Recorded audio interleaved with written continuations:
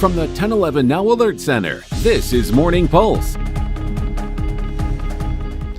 Good morning. This is Craig Allison with your Morning Pulse for Wednesday, February 18th. Now, before we get off, we're going to just start off with our breaking news from this morning from a house fire that happened overnight, just starting things off immediately in your top 6 stories from this morning. Now, initially, firefighters battled a blaze at a 2-story home in central Lincoln overnight. Fire was just after midnight at a home near South 8th Street and Harrison Avenue. LFR said crews arrived to find heavy fire on the backside of the home as well as in the attic. Just after 1 a.m., the fire was declared under control, but LFR said there was, quote, still work to do. Now, we do have an update from Lincoln Fire and Rescue this morning within the past 30 minutes here. The cause is still under investigation, but it is $200,000 in a loss to this fire. No injuries, fortunately, but 2 adults, 4 kids, and 4 pets were relocated. An occupant and a firefighter were evaluated, but both refused transport. So again, these are just the latest updates coming out just this morning that we wanted to keep you updated on. Again, this happening overnight in central Lincoln, just off of 8th and Harrison. So be sure to stick with us at 1011 as we work to learn more updates on this fire, as well as still waiting for that cause that, again, is still under investigation. Your second story this morning, as we continue with this legislative session, state lawmakers are grappling with a nearly $400 million budget shortfall. State Auditor Mike Foley is asking why Nebraska is paying millions of dollars in incentives to companies that aren't even in the state. Now, according to the report, 2 tax incentive programs have resulted in nearly $1.2 billion in lost revenue over the past 4 years. This all comes from the Imagine Nebraska Act, giving tax credits to businesses based on the number of employees they hire. Foley says it's not something anyone would have anticipated that a corporation producing new jobs in Nebraska would suddenly leave altogether, but maybe it should have been. What are we going to try to do here to solve our budget problems, to bring things back into balance? Here's part of your problem. You're not collecting all the money you're supposed to be collecting, and you're sending it out in sometimes in instances where it should not be sent out. Foley saying he doesn't believe this is intentional wrongdoing, but more likely an oversight, something falling through the cracks as corporate tax laws were being written and rewritten in recent years. He says this is a conversation between the Department of Revenue and the legislature to fight out if tax policy in Nebraska is actually working. Now, sticking in your capital coverage this morning, the Nebraska unicameral has introduced a bill that would require federal agents to have a warrant before entering Nebraska schools. We told you about this yesterday, but again, Lincoln Senator George Dungan introduced the bill in the Education Committee yesterday. Dungan reiterating the bill would not prohibit federal agents from performing their duties. They would just need a judicial warrant signed by a judge. This would be in place of an administrative warrant, which doesn't undergo the same level of scrutiny. There was no opposition testimony for the bill yesterday. Now, in the past few weeks, though, thousands of students across Nebraska have participated in school walkouts, protesting immigration enforcement policies.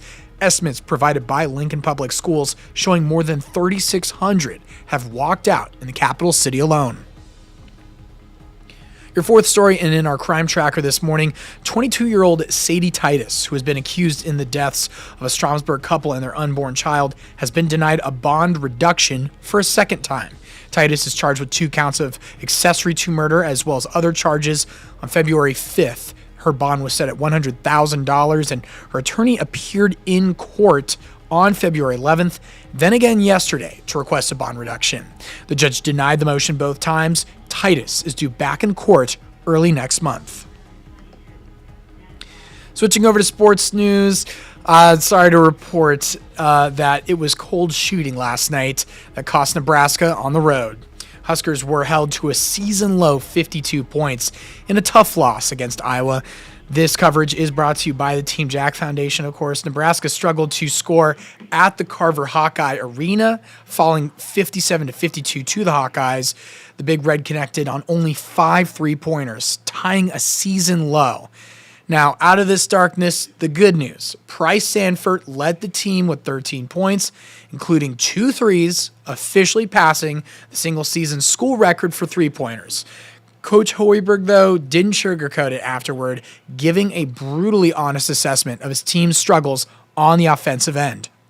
And you give up 57 on the road, you should have a pretty good chance to win the game. But, again, give Iowa credit. They had a game plan that took us out of what we wanted to run and, forced us into some things. And, again, when we did get looks, which wasn't very often, we got to find a way to knock those down. Nebraska now turns its attention to a home matchup against Penn State this weekend. Tip-off set for 1 p.m. Saturday, and that game we broadcast on the Big Ten Network. Now, wrapping things up with your final and sixth story this morning. Becoming a high-level athlete at any sport is an achievement, but reaching the top of 2 sports is almost unheard of.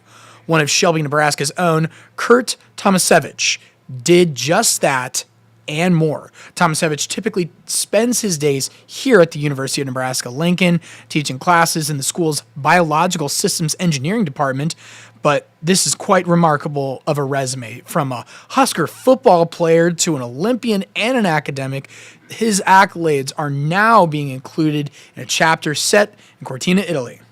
Foreign athletes ask me, where are you from in the United States? And I say Nebraska, and I say it's right in the middle. And they say, oh, they're mountains. I say, no, it's flat, a lot of corn, a lot of cows. And they kind of chuckle. And passing his champion expertise on to this year's USA bobsled and skeleton team as their director of sports performance as well, helping design sleds that emphasize speed and control. Now, this is just, again, I'm kind of just stuttering over my words about how remarkable this person is, but you can catch the men's and women's bobsled team in action again this Friday and Saturday afternoon as they start competition for the 2-woman and 4-man races. Again, our Sam Cobb here at 1011 has a much more in-depth story into Kurt's story on our website, 1011now.com, that you should definitely go and check out for just all the remarkable accolades and the way he's representing Nebraska out there at the Olympics. That's going to be your morning pulse for this Wednesday morning, and we'll wrap things up with a look at your 7-day forecast before tossing things over to Brandon Rector.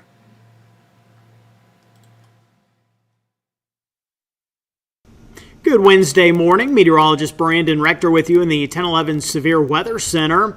It is going to be mostly sunny to partly cloudy, mild, and a bit breezy today as we'll have our winds generally out of the west and southwest at around 10 to 20 with some gusts to 30 miles per hour. Clouds will increase for tonight, so becoming partly to mostly cloudy.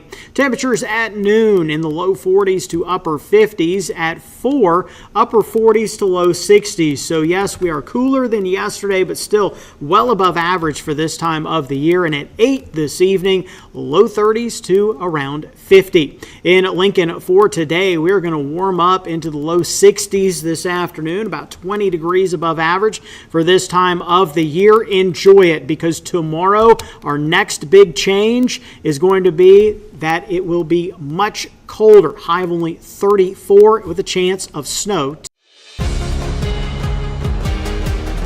From the 1011 Now Alert Center, this is Morning Pulse.